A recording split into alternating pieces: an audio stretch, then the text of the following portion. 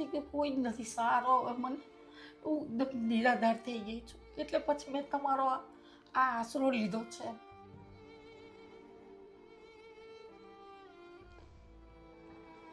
નમસ્કાર દોસ્તો, હાલ અમે સુરતમાં છીએ અને ખાસ આજે એવા નિરાધાર દાદી પાસે આવ્યા છીએ કે જેમને દીકરો હોવા છતાં પણ આજે નિરાધાર છે. કહેવાય ને, એકલતા સાથે જીવન જીવવું ખૂબ અઘરું થઈ જાય. દાદીનું જીવન કંઈક એવું જ છે. દાદા હતા તો દાદા થોડા ટાઈમ પહેલાં એમનું અવસાન થઈ ગયું છે અને દાદીને એક દીકરો છે, પણ દીકરો ધ્યાન દેતો નથી. દીકરો જાતા એની રીતે રખડ્યા કરે છે અને દાદીને રાખતો નથી. અને દાદી પોતાનું ઘર ગુજરાન, નાનું મોટું ઘરનું કામ કરી આજુબાજુનું ને એમાં પોતાનું ઘર ચલાવે છે. તો દાદી સાથે વાત કરીએ કે એમના જીવનમાં શું શું તકલીફો પડે છે અને પોતાનું ઘર કઈ રીતે ચલાવે છે. તો તમે કન્ટિન્યુ એપિસોડ જોવો અને તમારા દરેક ગ્રુપમાં શેર કરો. દાદી, હા, મારું નામ નરેશભાઈ આહિર છે. દાદી, તમારું નામ શું છે દાદી? નીલાબેન રજનીકાંત પટેલ. પછી દાદી, ઘર પરિવારમાં કોણ કોણ રહ્યો છો દાદી? ઘર પરિવારમાં કોઈ ને, અમે બે મા દીકરા જ રહેતા હતા. છોકરાએ મેરેજ નથી કર્યા અને હું અત્યારે હાલમાં હું ઘરે એકલી જ રહું છું. કેમ કે એનું જીવન બી એનું બી બહુ છોકરાનું ખરાબ છે એટલે એ બી છોકરાને બી દોષ નહીં દેવાય આપણાથી. કેમ અમારા હસબન્ડ જતા રહ્યા પછી અમે નિરાધાર થઈ ગયા મા દીકરા બી. દાદી, હું સમજી શકું. દુઃખ લાગે એમ કે આજે જાતી જિંદગી આવા બધા દિવસો જોવા પડે એટલે ઘણું દુઃખ થાય એમ. હું સુગર પ્રેશર વાળી છું. મારી દવા 3,000 થી 4,000 રૂપિયાની દવા આવે છે. હું ઘરના ભાડા ભરું છું. મને લોકો કોઈ અતિશય મને જેને ઈચ્છા થાય તે મને મદદ કરે ને ઘરના ભાડા ભરે છે. તમે જે આ રહ્યો એ તમારું મકાન નથી, ભાડાનું ઘર છે. હા, એટલે મને ક્યારે બદલવું પડે ઘર એમ. એ રીતનું જીવન છે ભાઈ. બીજું તો આગળ હું કહી શકું. દીકરા ભણી બી નથી એટલું. પેલા પણ નથી. ના ના, ભણ્યા પણ નથી. દાદી, અત્યારે આંખથી બી કમજોર છું. મને આંખે એટલું ઓછું દેખાય. ડૉક્ટરને તો બતાવે, ડૉક્ટરની મારે 3,000 થી 4,000 રૂપિયાની મહિનાની દવા થાય છે મારી. ઓહો. એટલે મને હવે બધા પાસે મને માગીને મદદ લેવાની મને થોડી શરમ આવે છે, પણ મારે શું કરવું એમ. એની દાદી, હું સમજી શકું કે એમ કે જીવન ચલાવવા માટે કાંઈ ને કાંઈ તો કરવું જ પડશે. હવે જે તમારી પર એમ નિર્ભર છે કે ભાઈ હવે તમે જે કરો તે છે. સગા સંબંધી બહુ છે, પણ મને શરમ આવે છે કે કોઈ કાલે આપીને આપણને કોઈ મારી દા. એટલે હવે મારાથી એ નથી થતું. 2-3 વર્ષ મારા હસબન્ડ જતા રહ્યા પછી હું ડિપ્રેશનમાં હતી. હવે મારે તો એમથી કે કોઈ નથી સારો. હવે મને હું એકદમ નિરાધાર થઈ ગઈ છું, એટલે પછી મેં તમારો આ આશરો લીધો છે. દાદી, હું સમજી શકું. દુઃખ લાગે કે આજે દીકરો હોવા છતાં પણ નિરાધાર થઈ ગયા છો અને મારા દાદા પણ જતા રહ્યા. તો પછી મારા દાદા શું કરતા દાદી? દાદા મોટી રથ ચલાવતા હતા ને એટેક આવી ગયા બે. ઓહો. કેટલો ટાઈમ થયો દાદીને, દાદાને? દાદાને 7 વર્ષ થયા હે. 6-7 વર્ષ. હા તો પછી 6-7 વર્ષથી આવી રીતે તમે એકલા જ રહ્યો દાદી? હા, આવી રીતે મારી જિંદગી હું જીવું છું. એની દાદી, હું સમજી શકું. તો પછી અત્યારે તમારી ઉંમર કેટલી છે દાદી? મારી 63-64 હોય મને ઉંમર, પણ એટલી તો ખરી જ મારી ઉંમર. દુઃખ લાગે એમ કે આવડી મોટી ઉંમરે આ બધું દુઃખ જોવાનું આવ્યું એમ.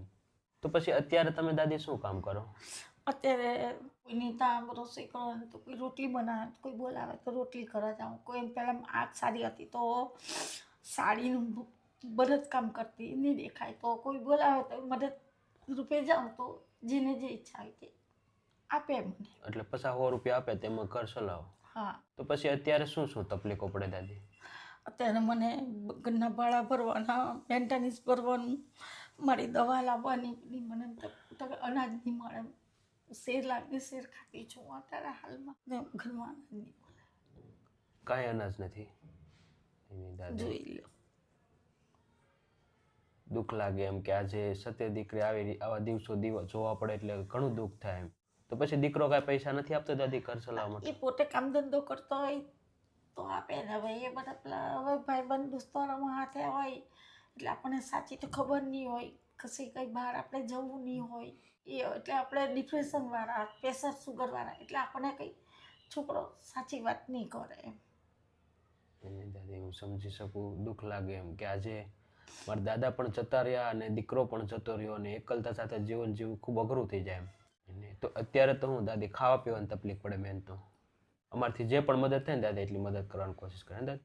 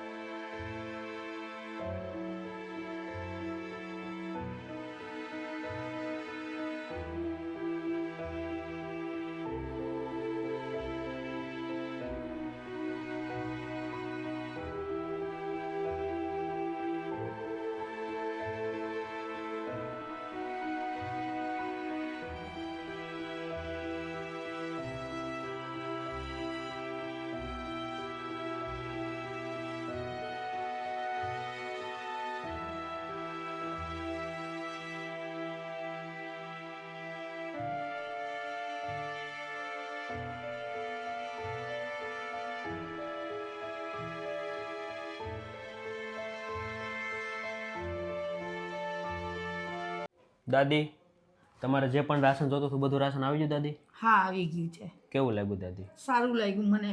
બહુ આનંદ આવ્યો કે આજે મારા દીકરા છો તમે એમ. કે આટલે મને તમે મદદ કરી છે વિધવાને. નહીં નહીં, ચોક્કસ ચોક્કસ દાદી. અને દાદી આશીર્વાદ આપજો કે અમે તમારા જેવા નિરાધાર વ્યક્તિને વધુને વધુ મદદ કરી શકીએ દાદી. ભગવાન તમને કેવું ને સુખી રાખે ને અમારા જેવા ગરીબ માણસની ખૂબ તમે મદદ કરો ને સહાય આપો. ભગવાન તમને હવા દુઆ કરે. બસ અમારા આશીર્વાદ અંતથી તમારી સાથે જ છે. ની દાદી રડોમાં. અને દાદી આજની આ ખાસ મદદ છે સોનાબેન કાતરોટિયા, જે એમના દીકરા તરફથી આ બધું જ રાશન આપવામાં આવ્યું છે દાદી. એમનું નામ છે ફેનિલભાઈ. અને હા, આ સોનાબેન કાતરોટિયાના નામે આ તમને બધી જ મદદ મોકલવામાં આવી છે દાદી. તો શું કહેશો એમના વિશે? એમને બહુ સારું ને ખૂબ ખૂબ એમનો આભાર ને અમારા જેવાને આગળ બધાને મદદરૂપ બને ને સુખી રાખે ભગવાન. એને મારા બાપા જલારામ ખૂબ સુખી રાખે અને અમારા જેવા કોઈ આગળ હોય ગરીબમાં એમને મદદ કરતા રહે આગળને એના આગળ બી પ્રગતિ કરે ને બધાને સુખી આનંદ જીવન જીવીએ તમારા આશીર્વાદથી. એની દાદી રડોમાં. અને અમે તમારા દીકરા જેવા છે, અમારથી જે પણ મદદ થઈ દાદી એટલી મદદ કરવાની કોશિશ કરી છે દાદી. અને થેન્ક યુ સો મચ. ખાસ તો સોનાબેન કાતરોટિયા કે આજે તમે આ દાદી માટે એટલી જે મદદ મોકલી છે. Thank you so much. ભગવાન તમને ખૂબ ઝાઝું અને ખૂબ લાંબુ આયુષ્ય આપે એવી પ્રાર્થના. અને ખાસ થેન્ક યુ ફેનિલભાઈ કાતરોટિયા કે તમારા સપોર્ટથી આજે આ નિરાધાર દાદી પાસે રાશન પહોંચ્યું છે. અને તમે તો જો કે અવારનવાર મદદ મોકલતા હોય છે. અને બસ ભગવાન તમને આવીને આવી વધુ વધુ લોકો સુધી પહોંચવાની અને વધુ લોકોની મદદ કરી શકો એવી પ્રેરણા હજી વધારે આપે. અને બસ થેન્ક યુ સો મચ. અને દોસ્તો, વિડીયોના માધ્યમથી અમે એ જ કહેવા માગીએ છીએ કે સમાજમાં ઘણા બધા પરિવારો છે કે જે આવી રીતે પીડાઈ રહ્યા છે, કોઈની પાસે માંગી પણ નથી શકતા અને કોઈને કહી પણ નથી શકતા.